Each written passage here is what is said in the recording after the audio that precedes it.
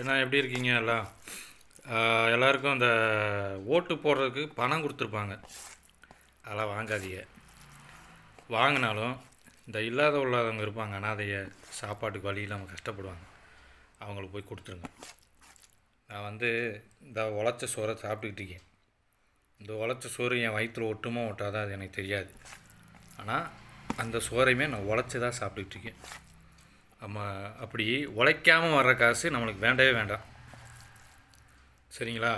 தயவுசெய்து காசு வாங்கிட்டு ஓட்டு போடாதீங்க. உங்கள் மனசாட்சிப்படி யார் ஜெயிக்கணும், யார் தலைவராக வரணும், யார் நம்மளை வழி நடத்தணும், யார் மக்களை சந்திக்கணும் பேசணும்னு நினைக்கிறீங்களோ அவங்களுக்கு ஓட்டு போடுங்க. நல்ல தலைவன் கண்டிப்பாக இந்த மாதிரி பித்தலாட்டம்லாம் பண்ண மாட்டாப்புல.